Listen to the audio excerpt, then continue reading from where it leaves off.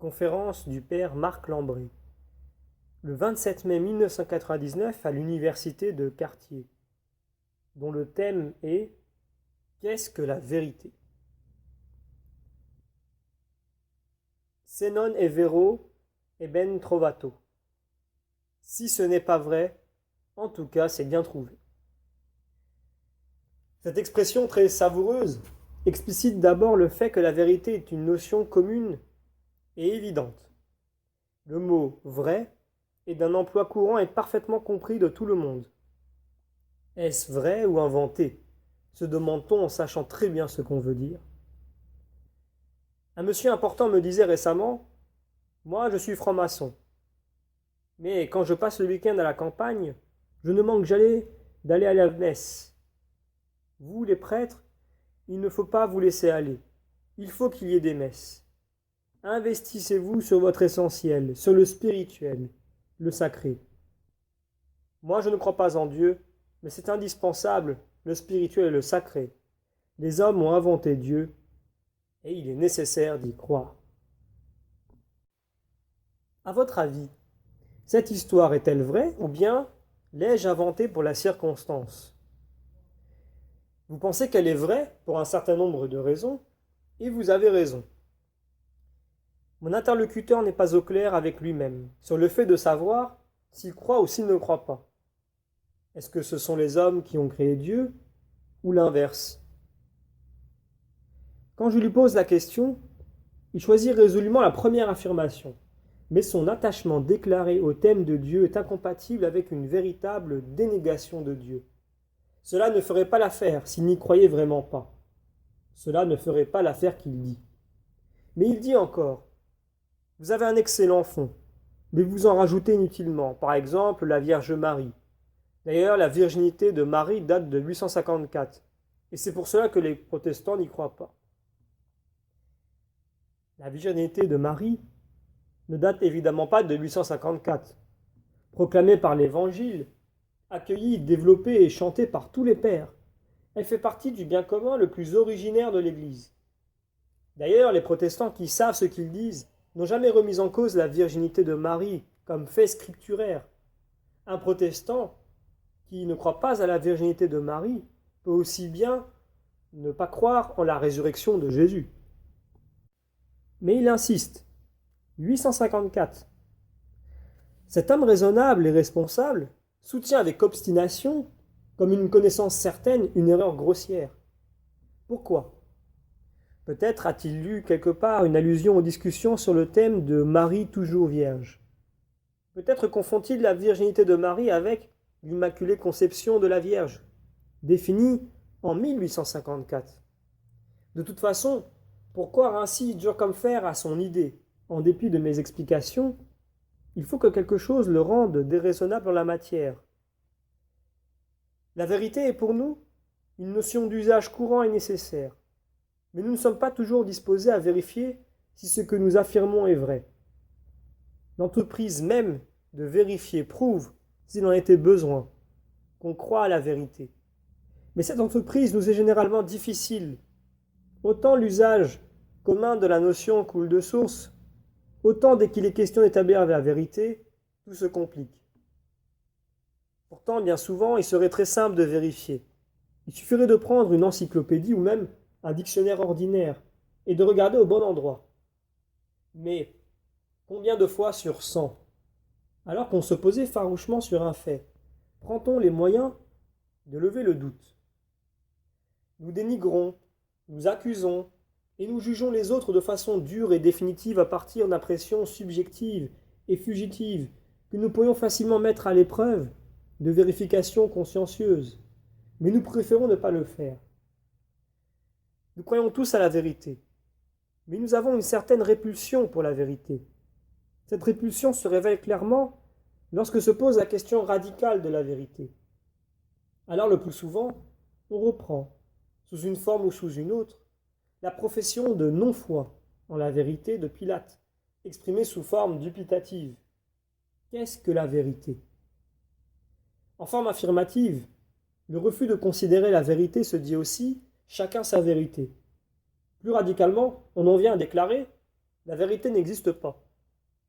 Or, premièrement, la vérité existe autant que quoi que ce soit. De celui qui dit le contraire, on peut aussi bien dire que lui-même n'existe pas. Deuxièmement, la vérité est précisément ce qui est la même chose pour tous. Être vrai, c'est être vrai pour quiconque.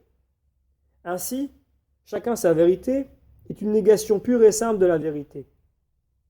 Troisièmement, notre difficulté avec la vérité vient justement de ce que la vérité est ce qu'elle est, que cela nous plaise ou non. Se non è vero e ben trovato.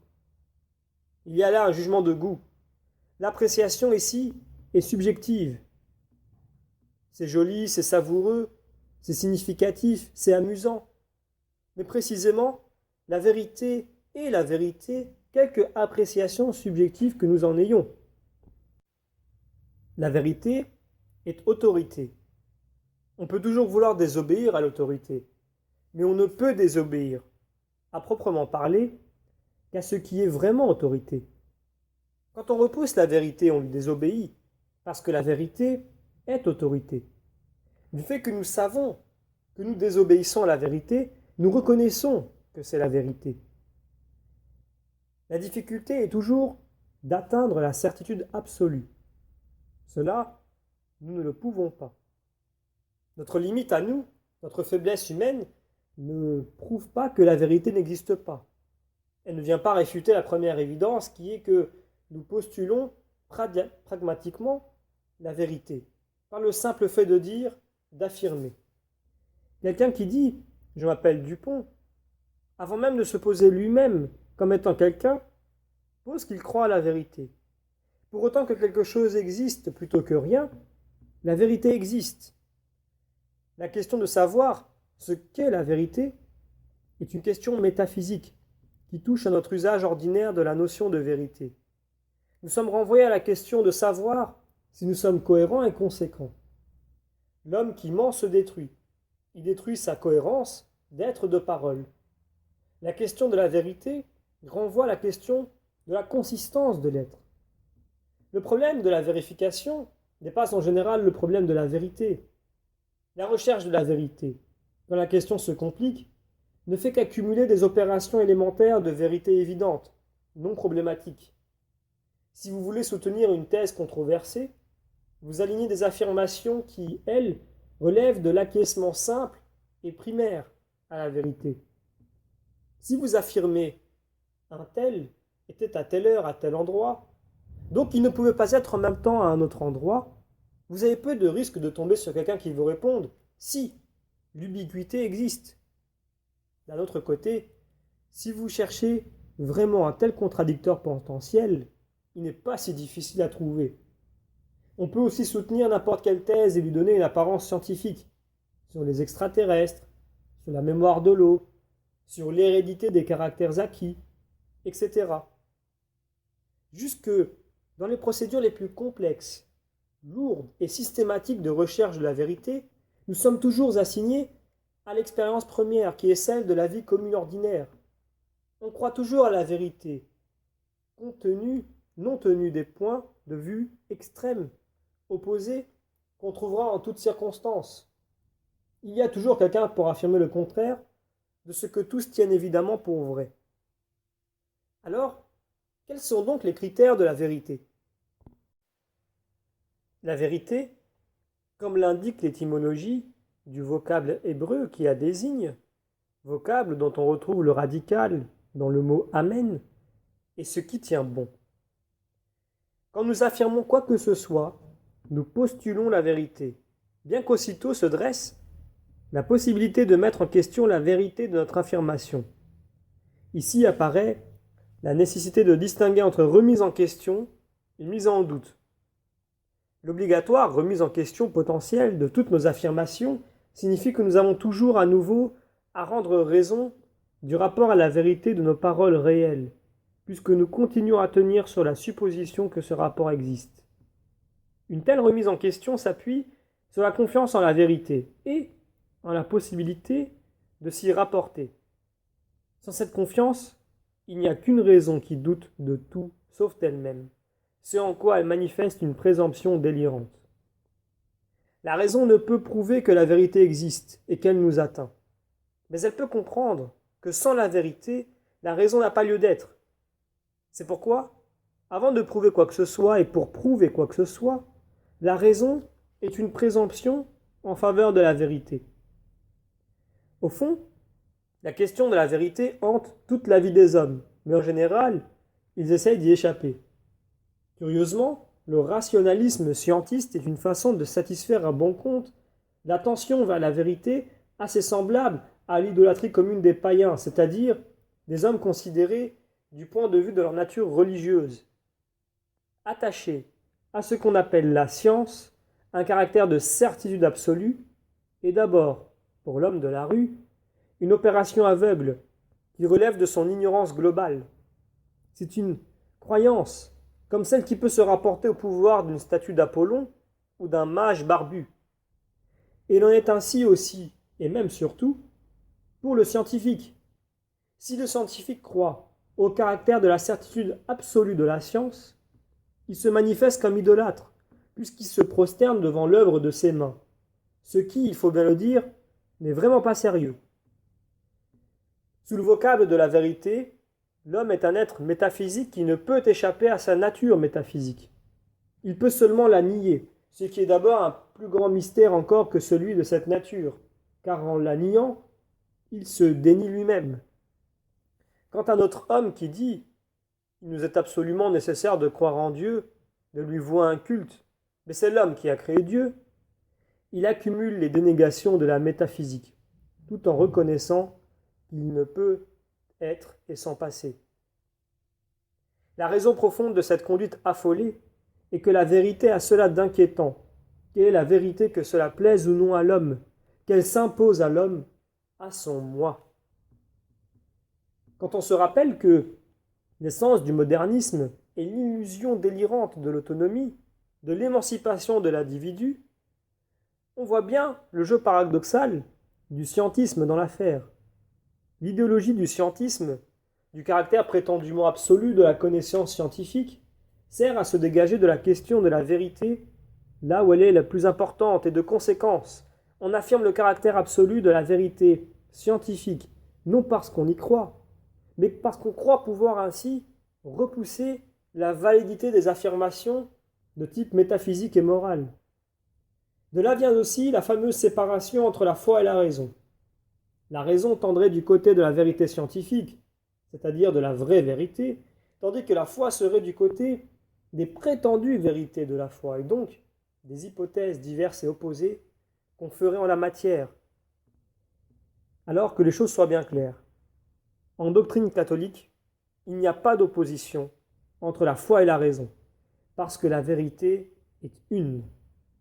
C'est pourquoi, dans l'introduction de l'encyclique Fides et Ratio, on peut lire « La foi et la raison sont les deux ailes grâce auxquelles l'esprit humain s'élève à la contemplation de la vérité. » Je dis « La vérité est une ».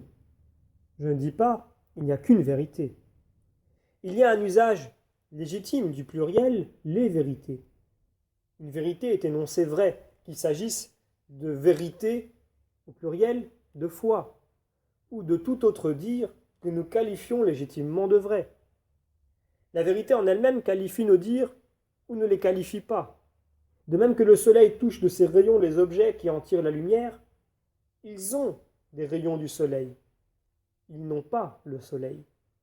Pourtant, il s'agit vraiment du soleil. C'est bien lui qui fait leur lumière. De même, c'est bien la vérité qui qualifie un dire vrai, une vérité. Certaines vérités sont d'un ordre particulier, par exemple, les vérités révélées. Mais il n'y a pas de monde. Il y a seulement dans le monde des énoncés vrais, auxquels on peut accéder par les moyens humains dont on dispose, et puis des énoncés vrais, auxquels on ne peut accéder sans cette intervention spécifique de Dieu qu'est la révélation. Techniquement d'ailleurs, il est très difficile d'isoler de façon nette et définitive les énoncés auxquels on ne pourrait parvenir par les seuls moyens humains. En bonne théologie catholique, le thème de la connaissance rationnelle de Dieu est capital. L'homme, être raisonnable, sentant, percevant et réfléchissant, est capable de connaître Dieu par la raison à partir des réalités créées. Même pour ce qui est du mystère trinitaire, il est difficile d'affirmer l'incapacité radicale de la raison humaine à le pressentir sans la lumière de la révélation. En revanche, notre aversion pour la vérité, conséquence du péché originel, nous empêche de reconnaître Jésus comme Fils de Dieu. Seule l'intervention de l'Esprit Saint nous le permet.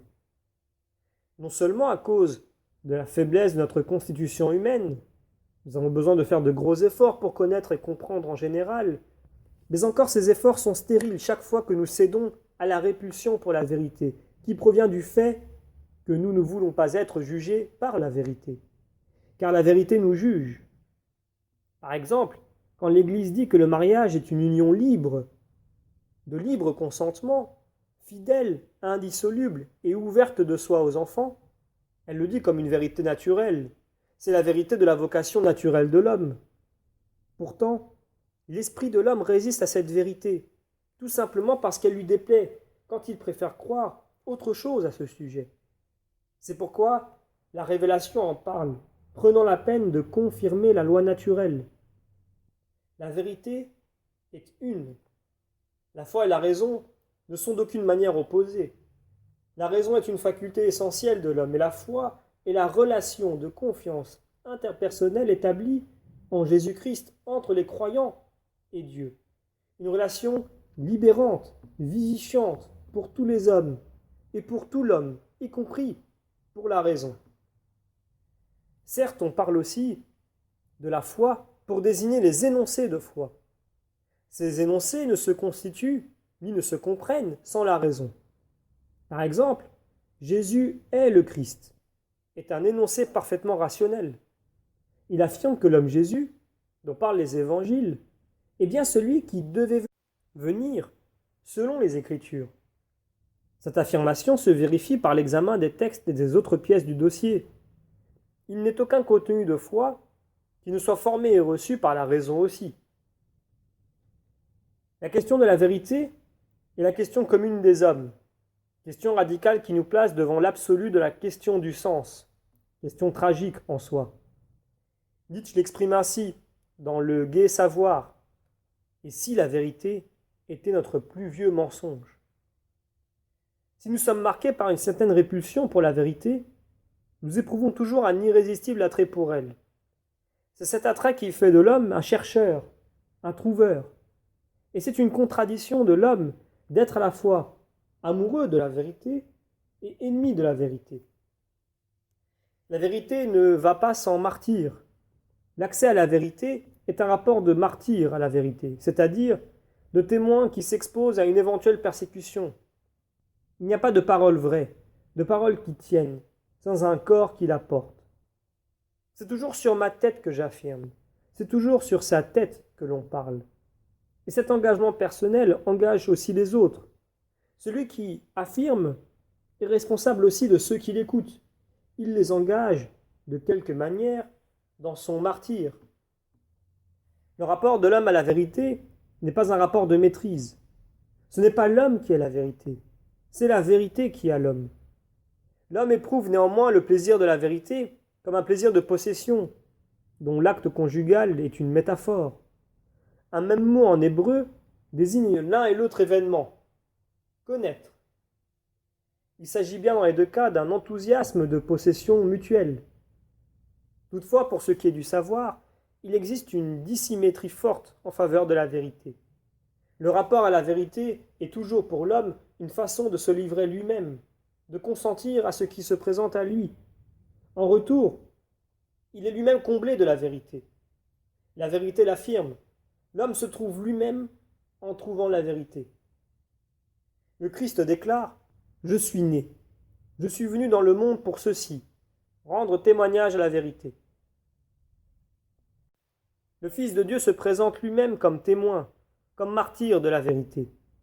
Il est la vérité puisque le Verbe est Dieu, et il est témoin de la vérité. Il la gage de son corps, parce que, Fils de Dieu, il s'est fait homme.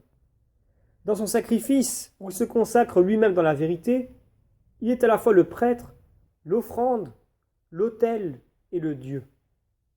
Et ce sacrifice est pour que quiconque ait de la vérité et écoute sa voix, soit consacré dans la vérité.